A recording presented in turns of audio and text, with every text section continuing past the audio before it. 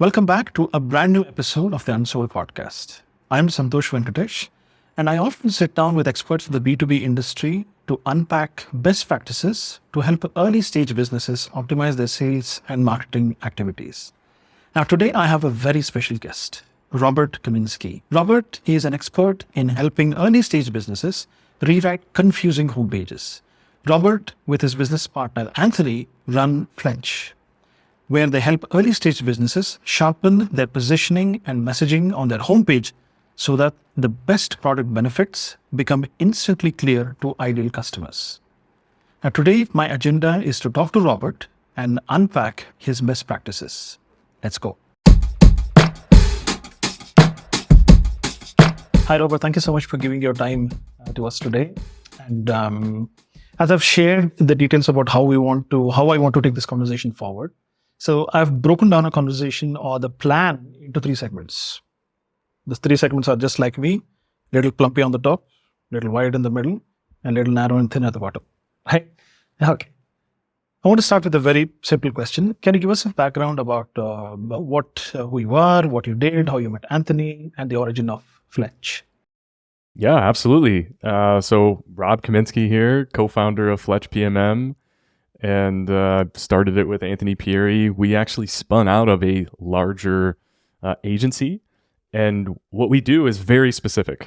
We help early stage founders, usually seed Series A, really think through their positioning and how they should be messaging their product, really explaining its value, and then we translate that clarity into a rewritten homepage that they should publish and use as kind of this epicenter for their experimentation. And that's the focus for us. That's all we do. And we've worked with about coming up on 200 early stage, mostly B2B startups in the past year and a half. Right. So you both have been doing this for how long now, Robert? Specifically with Fletch, we're a little over a year using these frameworks.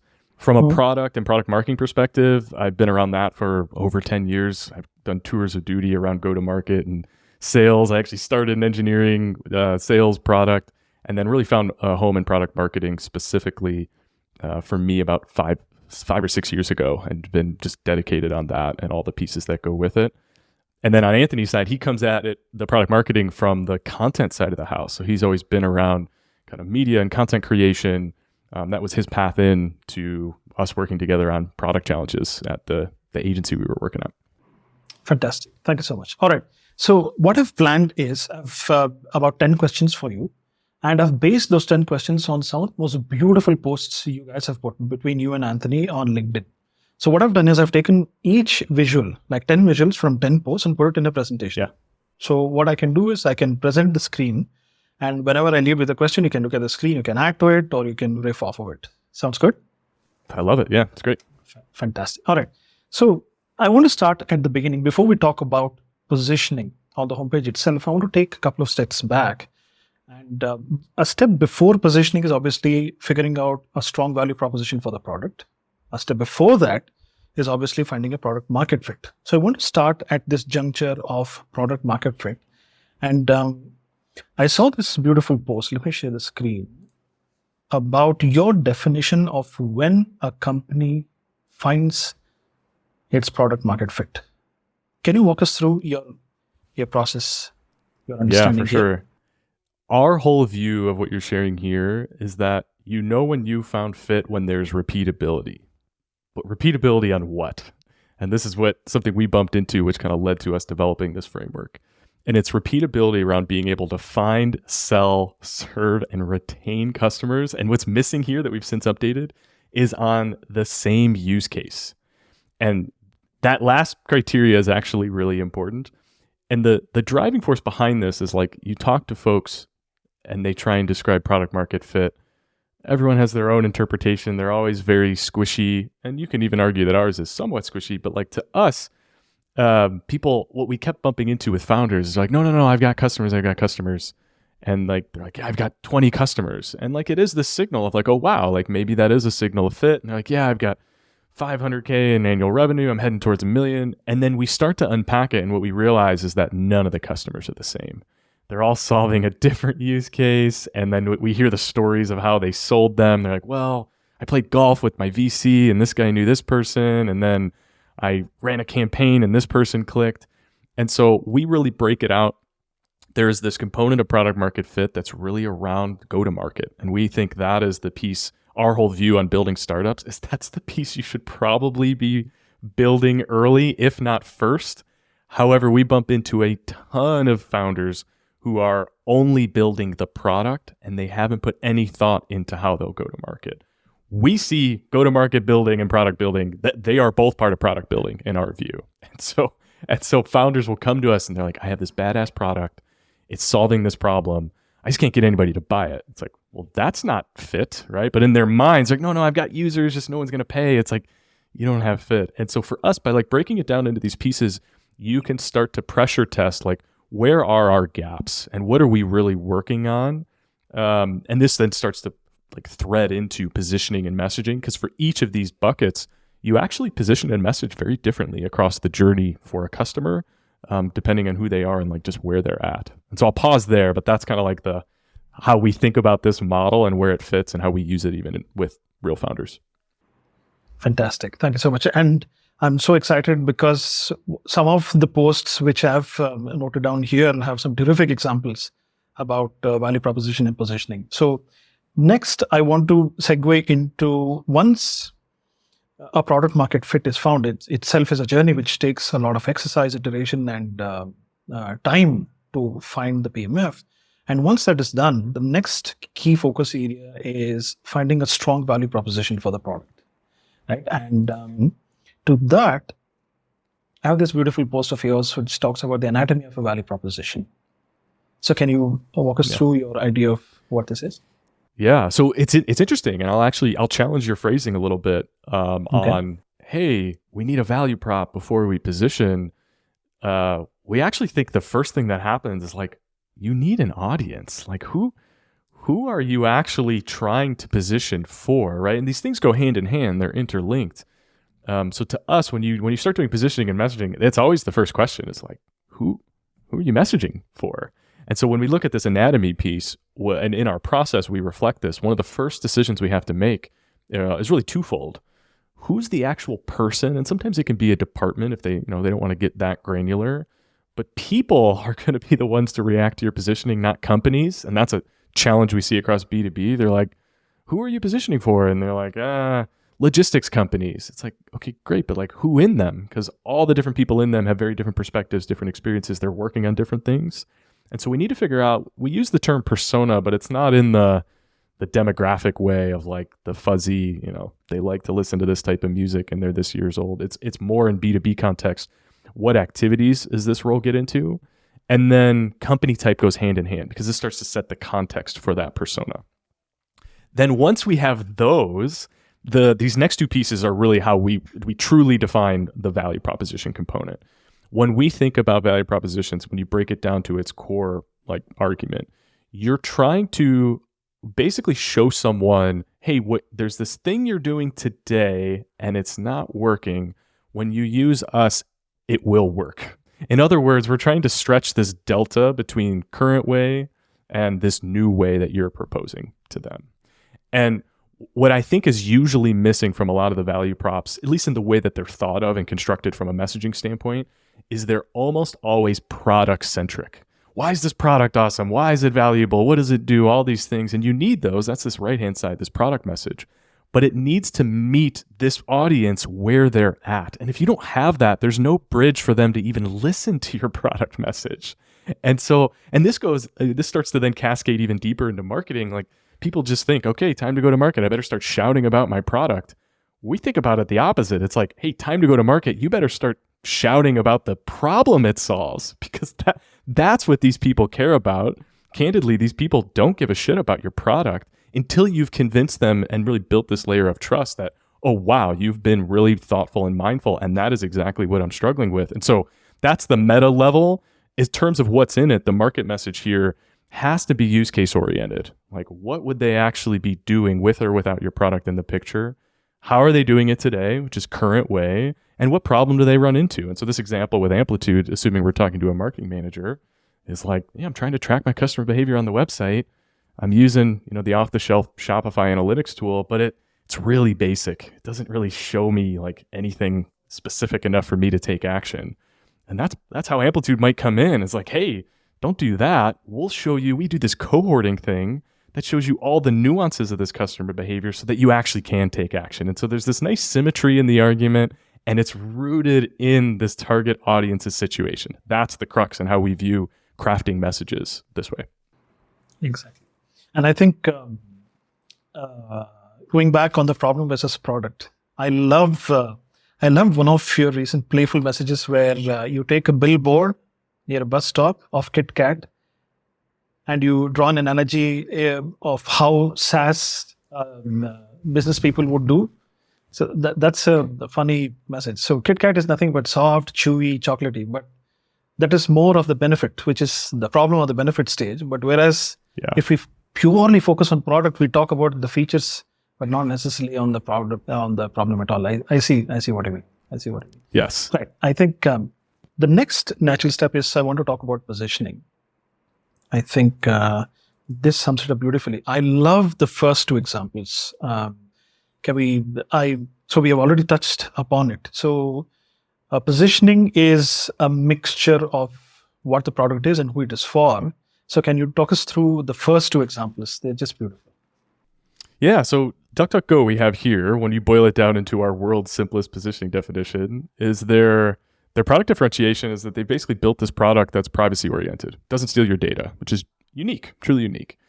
But then it's like, well, who cares about that? And this is where you then get into customer segmentation. And in this case, like they're consumer grade, and so privacy conscious individuals.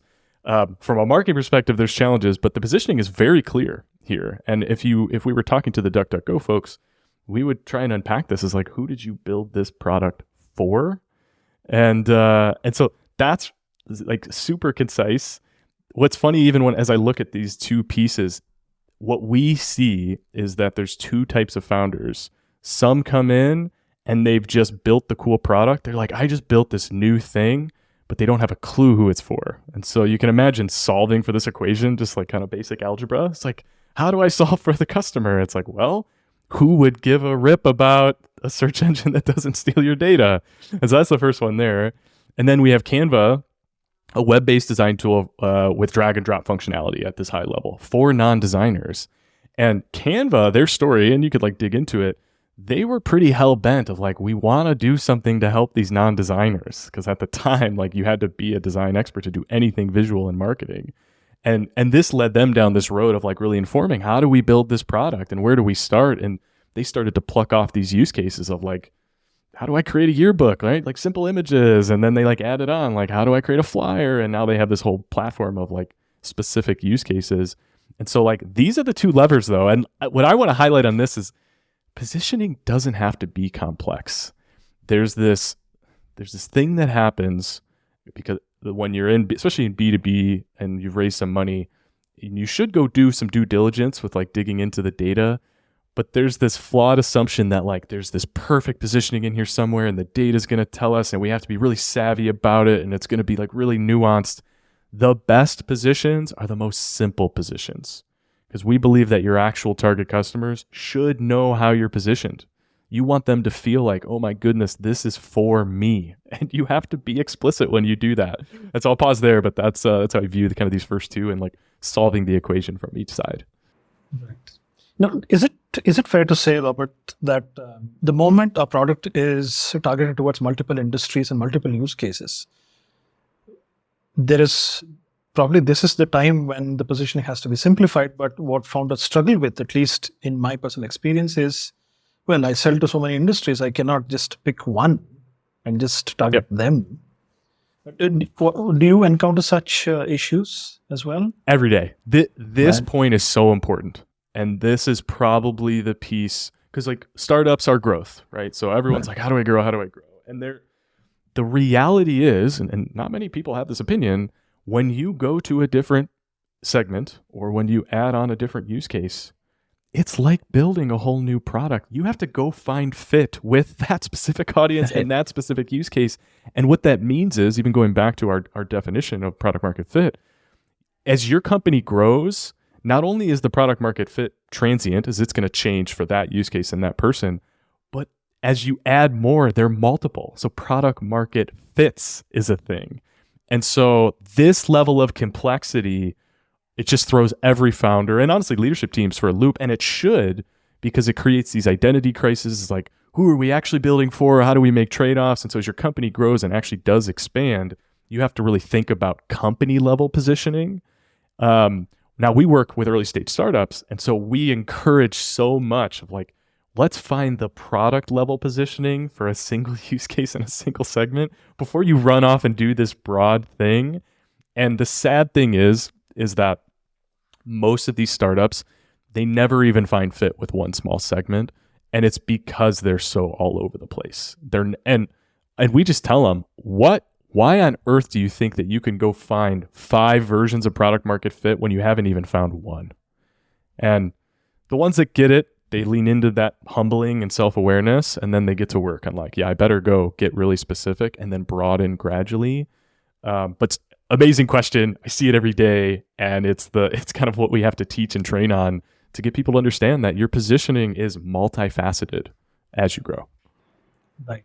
In your use case, when people reach out to you, businesses reach out to you, do you think they would have already warmed up to this idea of targeting a new segment or a new market requires a completely new product market fit? Would they have been warmed up to this idea, or do you have to go from scratch to actually bring them around?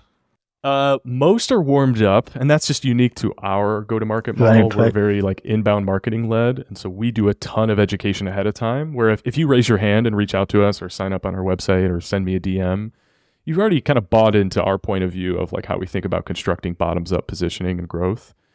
That said, it's a hard thing to admit. And so we often still have to touch on it. And as we get into the sessions, we have to like show them that how they're being broad. And the tricky thing here too is that when you're very early, you should go broad, right? And I'm not saying that to contradict myself. It's like you have to go experiment, right? Like go try and sell your thing to a bunch of people, but you have to be super mindful that isn't go to market. That is like market development and market discovery. And if you think of it that way, then you'll be more ready of like, okay, now I'm ready to actually turn on marketing. I'm ready to do positioning to scale some of this growth, where I am ready to make that choice. And so it's a mixed bag.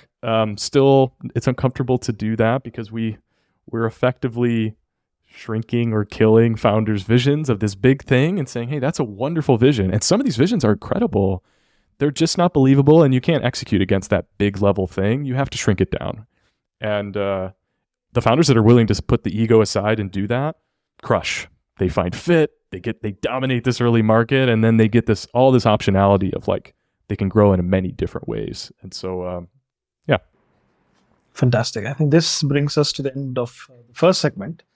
I think for the second segment, I want to shift gears a little bit, and I want to touch upon something which you mentioned earlier, that positioning, half of positioning is just the product, and the other half is who the product is for, who are we selling it for. So I think I sort of resonated with this particular post about why the target audience actually, or how they influence positioning. Can you talk us through this? Yeah, absolutely. This here, what we like to say, like the best thing to kind of tee this up, is that your product positioning is usually different side of the same coin of your product strategy. And so the issue is when it's early, sometimes you're building stuff just to build stuff, but there should be a thesis of like, why are you building the thing you're building?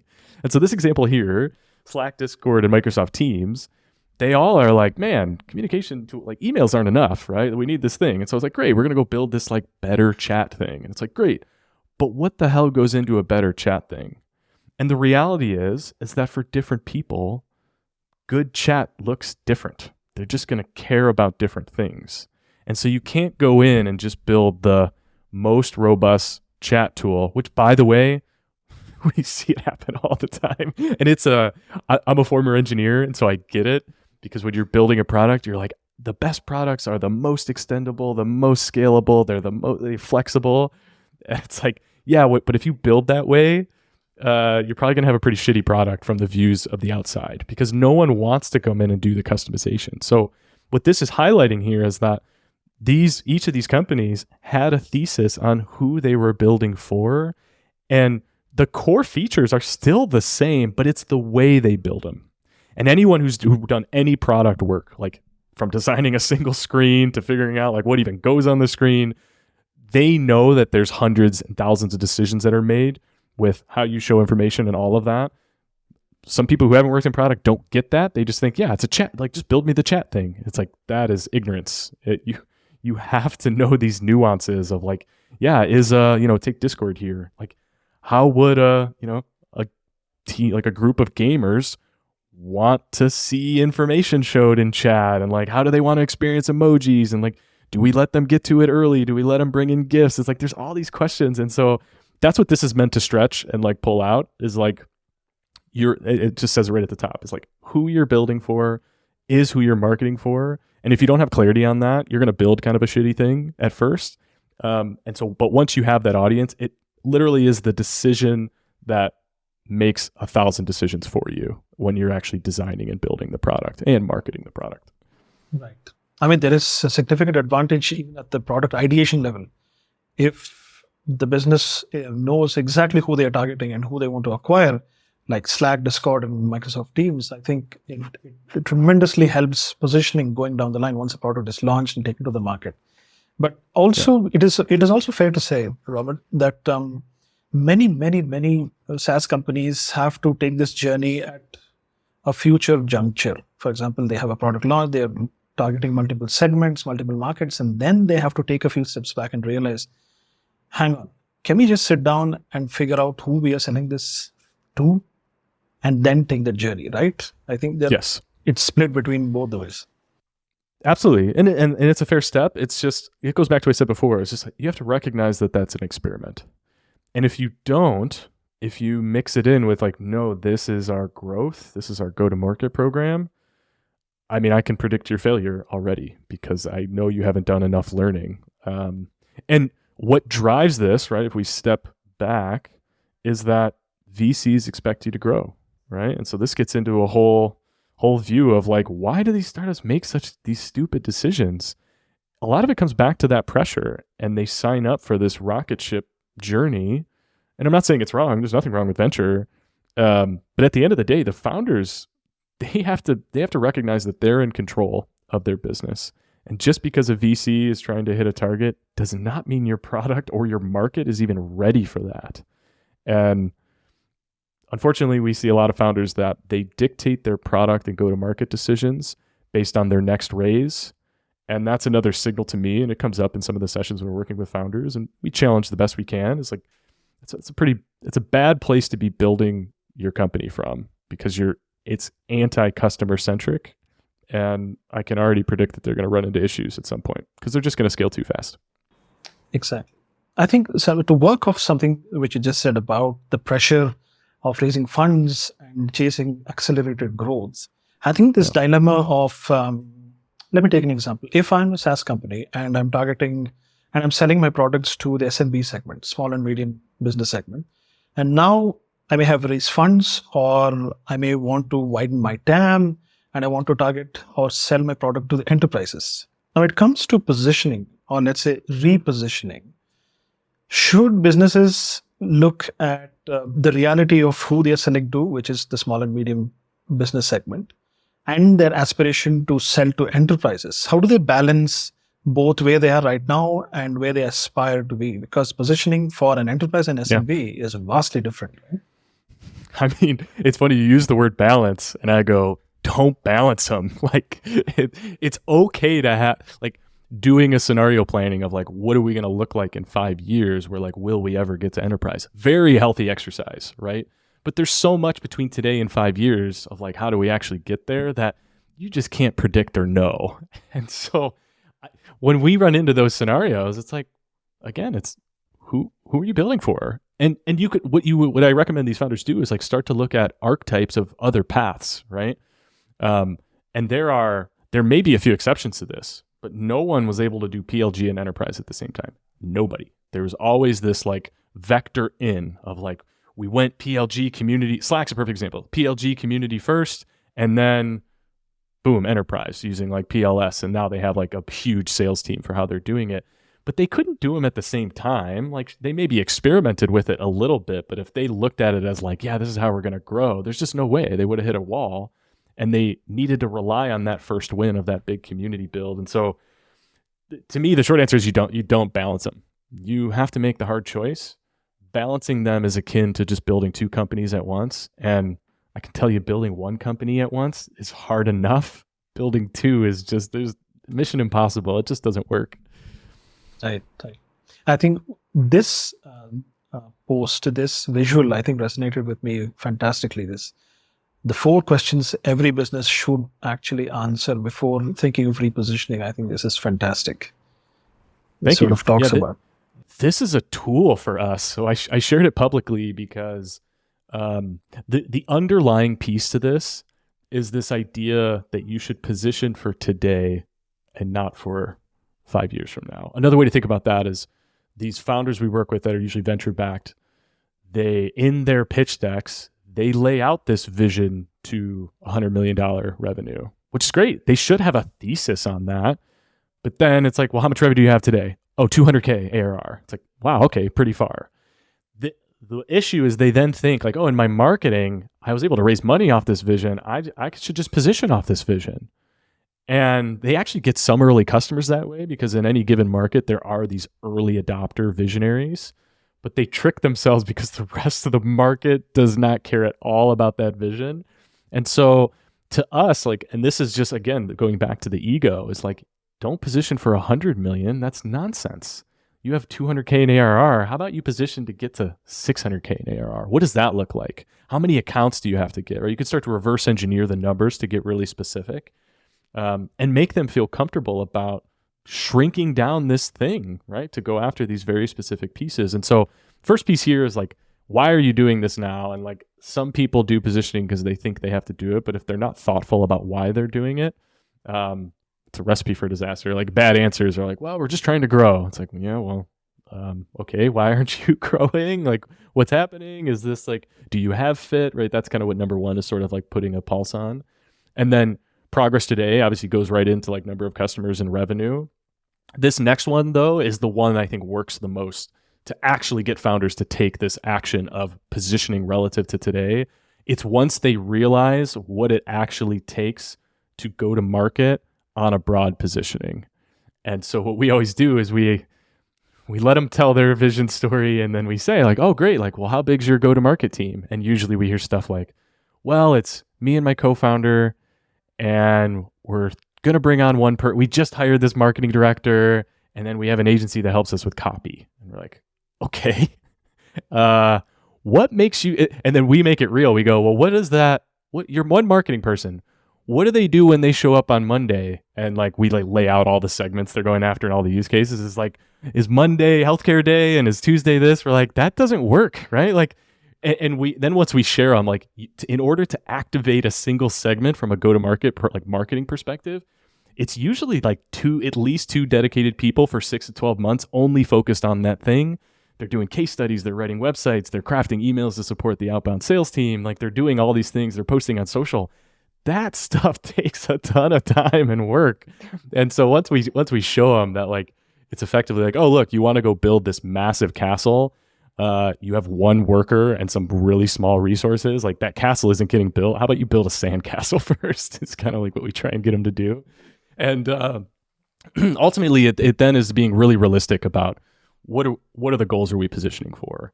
And for the companies we work with, usually it's like positioning for $1 million or positioning for 3 million, or how do I get to 10 million? It makes positioning much more achievable. Like you can then have a conversation of like, if we pick this group, are there enough people in this group to hit that number? And we're not guessing anymore. It's a really important stuff here, setting the baseline for positioning.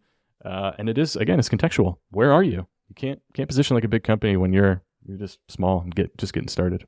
Hey, I hope you're finding this conversation with Robert very insightful. I hope you're learning something. Are you making notes? Don't worry. You may be casually watching this video on YouTube or casually listening to it on your favorite podcast app on your phone. Now, don't worry. Follow me on LinkedIn, where I will be breaking down this entire conversation with snippets and show notes in details.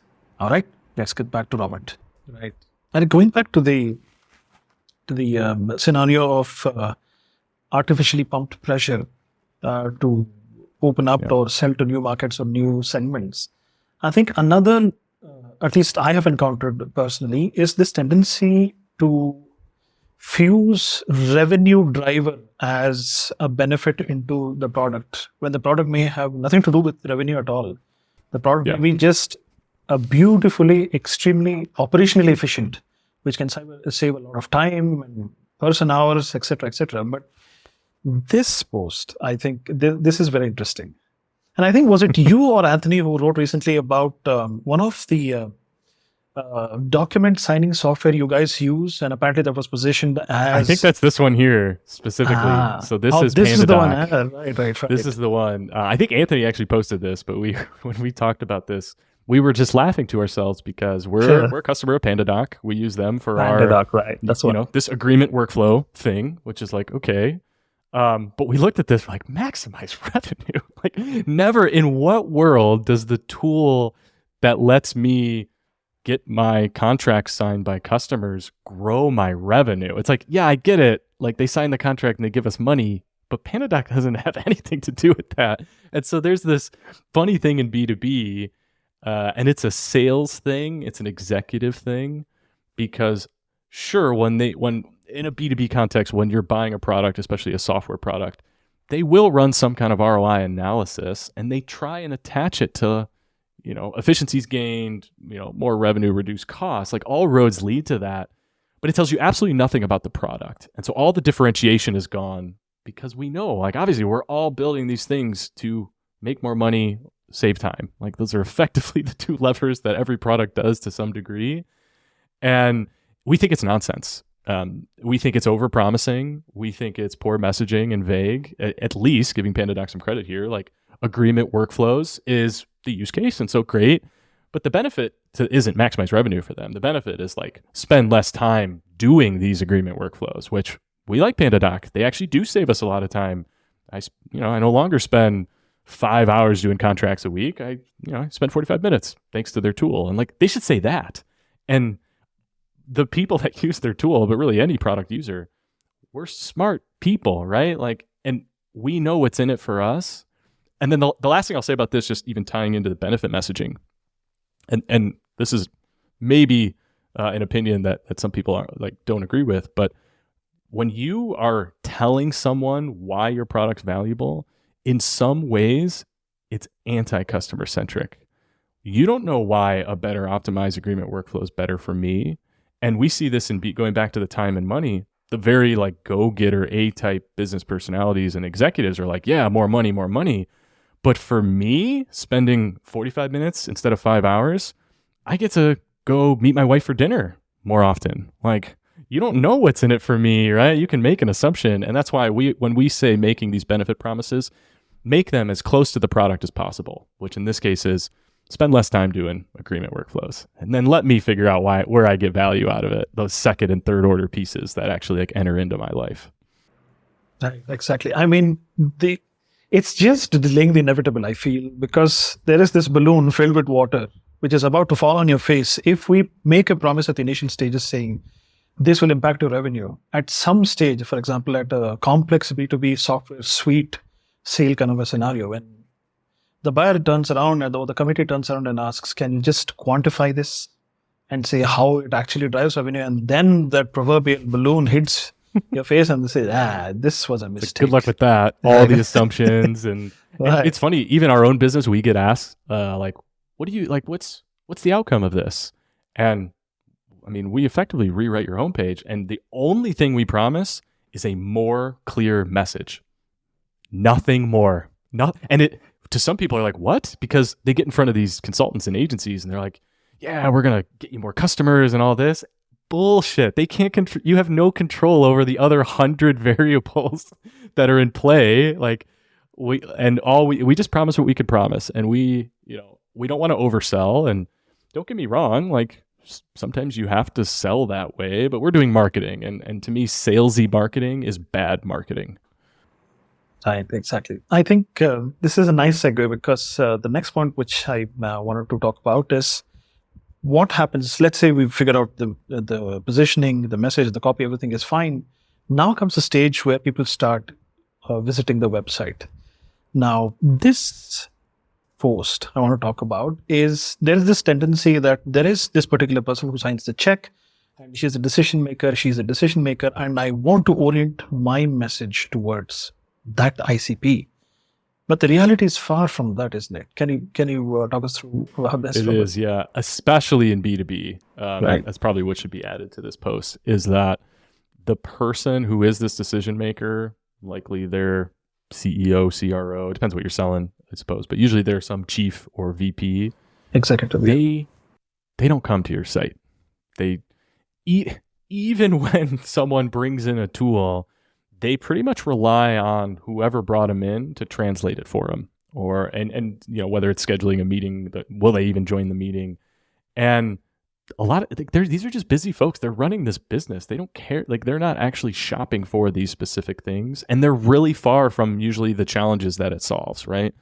And so what we say when you're writing your homepage, even though the tendency is to try and like sell the thing, that's not what the homepage is for. It's a marketing asset, which is either to bring people into the product or bring someone into a demo. And it's this champion. We call it the ignorant champion. And the reason we do that is, like, even when you consider this question, who reads your homepage? If you already know what a product does, you're not going to read their homepage. And like, so think of like all the tools that you use, like that you love. When's the last time you read their homepage? It's like probably never. You just, even when you like, we use a bunch of different tools. Like, I go to like homepages of Stripe or Slack or Calendly. It's like, I just want to get to my account. I don't even know what's on the homepage, right? I already know what you do. And so this ignorant champion, the ones who read the page, they're coming to the page because you've done something to trigger that, okay, this maybe solves a problem, or I know what they do, but I'm not sure exactly how they solve this problem. And they're coming to find out. And this person is usually close to the use case. They're not always the end user, but they're close enough to know, like, me or my team is struggling to do this piece. How do they do it? And if you tell them it correctly, you'll then earn a conversation. You'll earn a 15-minute chat or a demo or whatever that next step is. And so, yeah, we have to like always coach on this, because it's like, yeah, but you need to get the people who sign the check to do it. And it's like, yeah, that's fine. That happens in your sales process. And you're going to lean into this champion to help with that translation. And it often doesn't go into a website. Sometimes it does. It can be, you can go build that asset, but don't put it on the homepage. Like, put it into your site structure and then give it to your champion and say, hey, I know you're trying to help us get a meeting with your CRO. Send them this link. This is like what we would say to them. And like, you can put your own spin on it. That's a way more effective way than trying to blast these sellers, because it's just like, no audience. The champion's going to get there and be like, wait, what? Like, business outcome. I just want to know how you solve this piece. Like, there's going to be this mismatch by the time they get to the page. Exactly. I understand. I think sales is obviously one-to-one messaging, and marketing is one-to-many. I think if there is a place to take a message and tailor it exactly to the buyer or the decision maker or the person who signs the check, is obviously in a place like a buyer-enabled document. But as a marketing asset like a website, I think it's far from it. Absolutely is. And a really good example of this that we saw on that translation piece, actually they don't do it anymore because they've since pivoted, but Reforge, when they were selling kind of their subscription, and they still kind of do this, but subscription of all their courses, they position on their homepage for the product person who's trying to upskill, right? And it's like, hey, these are our courses, these are the categories, all these things. And then what they would do is they would send you, and they had it public on their site, and it was like trying to convince your boss to approve you paying for this class. It's like, here's a message to give them. And there was like a template. It's like, it was a templated email, and that with all these assets. And it's like beautifully understanding of the process of like, get the champion to love you. I want to actually buy this thing. And then how do I influence people to sign the check? More B2B startups need to follow that frame of thinking, because it's just how it works. It's how the buying process goes today. Absolutely. That is fantastic. That is buyer enablement 101. That's just brilliant. So, Robert, this brings us to the end of the second segment. And in the third segment, I want to get a little bit more tactical and talk about once the positioning is arrived, can you explain if the final positioning statement is very different from the copy which actually goes on the website, or are they both the same? I think what I'm referring to is this. Yeah. Messaging versus copywriting. I'll address your question, but I want to back up to share how we view copy, messaging, and positioning and where they fit. And this is really just kind of the core thesis of how we started building Fletch and discovering what we could do. What we usually see is that most copywriting challenges of like this doesn't work are actually messaging challenges, where messaging is like the arguments are wrong, so it doesn't matter how we express it. And most messaging challenges are positioning challenges of like you haven't picked a clear audience to even construct the arguments correctly. And so we, unpack this nesting Russian doll, so to speak. In terms of your question is like, we have this positioning. Is it what we put on the site? For early stage startups that are single use case, single product, single segment, they're very close to one-to-one, where we view the homepage, and this is why we chose homepage as the asset we work on, as a reflection of the positioning and the arguments that you want to make to support it. And then what this post is highlighting is that copywriting is truly just about what's the best way to express the argument. And that's what separates it from messaging. The funny thing is that both involve words and building them. And we even bump into this sometimes when we're working with founders, is like we'll craft a version of the copy in the messaging. But what we focus on in that messaging step are the elements of the argument right? Don't worry about how it's expressed. Is it accurate? Then we'll figure out the best way to express those when they come to life. And so that's the fundamental piece. Where it gets nuanced, right? When you start talk tactically, it's like we're talking about homepage. The other thing to then figure out is, based on this positioning and messaging, what parts of the messaging should we be sprinkling in across the buyer journey? And so and this is where it gets a ton of, I don't know how I just shot off fireworks in my Riverside, but that's fun. There's a ton of things that happen when these teams, they have the positioning, and then there's the temptation to then go put this full argument in all of their assets.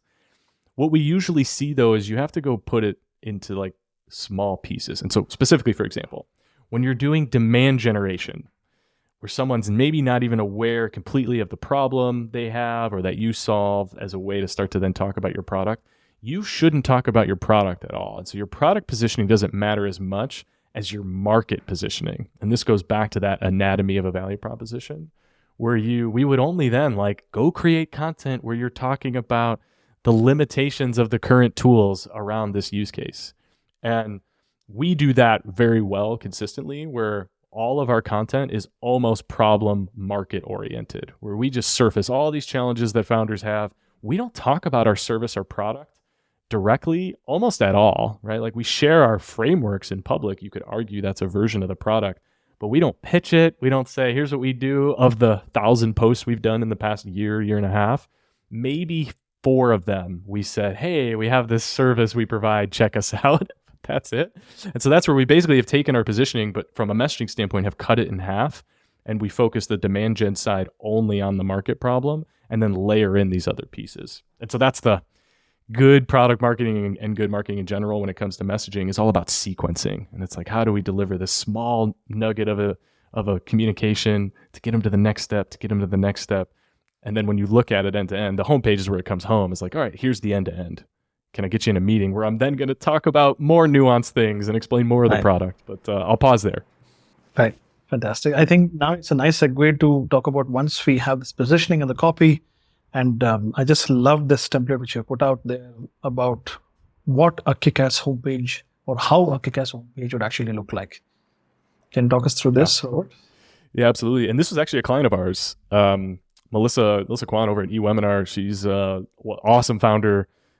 She views the world very similar to Anthony and I, in the way that she's kind of bootstrapped her growth, was very specific in the way she built her product. And so working with her was a delight when we were kind of pulling this together. In terms of these structured pieces, the way we look at the hero is that you kind of have to pack in the most critical pieces right away to even make sure someone's in the right place, because people aren't going to read your whole site, which is unfortunate. And so what that means is the hero is the closest to representing kind of the all-in-one positioning. However, the pieces that it must have is, who is this for? What are the use cases? And then is there a key capability you're trying to pull out? And if you nail that, people will then scroll and get into these other pieces, what we then get into is this problem section.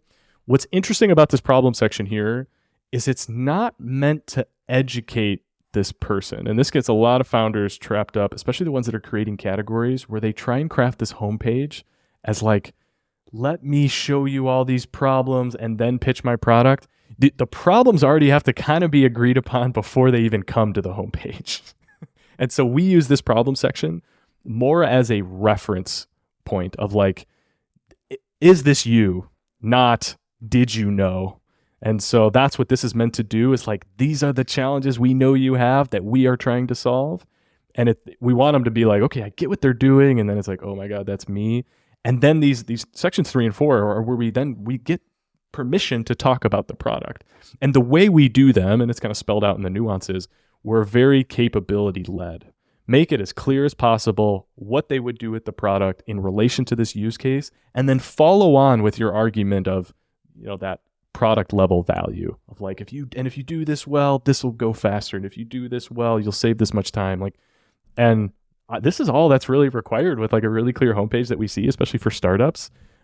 More than enough to get someone to click the book a demo button if you do this correctly in the way that you introduce these concepts. Right. Fantastic. I think the final question, I think it boils down, probably will be on every early stage founder's mind, is the actual impact of fine-tuning the positioning, getting the copy right, structuring the homepage in the most optimal way, and tie it to the actual impact on marketing. I think that's where I found this, dropping these anchors. Yeah. I think this beautifully explains how our positioning starts resonating as we go deeper. Can you talk about this? And this, honestly, this is a perfect place for us to kind of like sort of converge today, because it goes back. What I'm really trying to highlight here is that the decisions or lack of decisions that you make in your positioning work are going to directly impact how well your marketing performs. And the meta level piece here is that the more specific you are, the easier it is to create good marketing. And the other element that folds in is you have limited resources as an early stage startup. And so the idea that you can position broadly and effectively do marketing, to me, is laughably wrong. And anyone who's had to create marketing content knows that like it's really difficult, like baseline, even when you have a specific audience and you know what they're using and you know the problem, let alone when it's just this broad thing, because there's no specificity. I don't know, there's quotes out there, and I'm going to butcher these pieces, but there's this notion that with constraints comes creativity. And that's kind of the notion that's happening here, is like, you can only be creative when you actually do put yourself into a box. That's where like real ideas and like real triggers can happen, where people are going to resonate with your content. And if you don't, like, might make you feel good being big and broad. But, in this sample here for net data, I know I'm not clicking on the 5 reasons why monitoring your tech stack is hard, because it's like, what? It's like, like, what do you mean? What's in my tech stack? You don't know, and all those pieces. And so this is the influence that we try and show to these early stage companies of like, when you have bad positioning, it makes everything else hard. And even talking through this with you, it makes me think I should add to this post and say, not only is the marketing hard, I should show the roadmap as well, because it's the same problem. What the heck do we build in the roadmap? And there's too many at this high level. Absolutely. Yep. Thank you so much, Robert. I think one final thing which I want to ask is, so you said that most of your business comes through inbound. And I just want to know, I'm very curious to understand who reaches out and what the project is like, how long does it last, and what is the most rewarding part of what you do? Yeah. So we're very deliberate. This goes beyond positioning, but even in go-to-market, of being single channel focused. And so LinkedIn is our channel, as you might guess. And so we post on there every day. We treat our service a lot like an open source service where we just kind of share all of our tools. And then eventually founders will raise their hand and say, hey, I think I need your help. We take the call, but like, to be honest, for us, because we're so specific in our service, oftentimes we don't even need the call, because we spell out exactly what we do on the site. In terms of what the engagements look like, that in the way that it's spelled out, we have a series of workshops. The first workshop is really about unpacking positioning options. And we're doing two things in that session. We're highlighting all the potential audiences they could go after and trying to make that decision. And then once we have a good sense of the audience, we then start to surface like, what are all the ways we could approach explaining your value? And we do that by looking for anchors of use case or competing tools that they're using, trying to find those layers of specificity like you're showing here. That really represents workshop one, and we can move very fast. And usually where founders love is we visualize this in our frameworks. It's like, this is what's in your brain right now, and this is where you're scattered, and here's where you need to make some choices. But they do have to make the choice, and we guide them. We'll give them our perspective, but ultimately the choice is theirs. And then we jump into our second workshop is really our messaging workshop. And this is where we take that positioning and audience that we started with, and we uncover, like, what are the supporting arguments? How would you defend this? Another way to think about it is like, what would you say to this person to try and earn another 20 minutes with them to get them excited about what you built around this use case? And that's where we're constructing just the messaging. And then third step, which we do this last step asynchronously, we link them up with a copywriter on our team and we co-write the page with them and then work through multiple iterations. And so end to end, the process takes about 2.5 weeks to go through. It's very specific. They come in and we help them think through that positioning, uncover those arguments, and then they get that really clear, clean copy that's usually drastically different than what they're doing today on their website. And I think the last part of your question around what's the most rewarding part, there's, for me, it's twofold. I truly enjoy getting the exposure into these founders and what they're building. I have so much respect for like what it takes to build a technology company from scratch. And so just getting a glimpse into like these folks that are like doing these really hard things. And then like where I actually get some joy out of it, like beyond the exposure, is like guiding them to make really good decisions. So it's always really exciting to me for them to get these aha moments in the process and start to see the lights. And a lot of these folks haven't done marketing before. And so for these like founder-led sales, founder-led marketing folks, to get them to feel like, oh my gosh, this makes so much sense. I now feel like I can go start building that product or that marketing side of my product. That's the win for us. And I wish we could promise more, but again, we can't do much more than that. Is like we can get them to understand the fundamentals and then they got to go do all the hard work. And so using our tools as a building block for that for us is just so fun to get these founders like leveled up in a short amount of time so that they can honestly fail faster to get to success quicker. I think part of what you do with founders is education, and the other part is help them reflect on where they are, because at the end of the day, as you said, they are the ones who make the decision, right? Yes. When you say that, it's funny too. Anthony and I joke, part of our process is founder therapy. It's like the first 30 minutes at least. It's like, oh, I'm running into this challenge, and it's like, and really a lot of what our frameworks do is just get them to understand why they're feeling the way they feel relative to their work on go-to-market. And we don't explicitly call it founder therapy, but there's a niche in there somewhere because founders need it, and we try and provide some of it.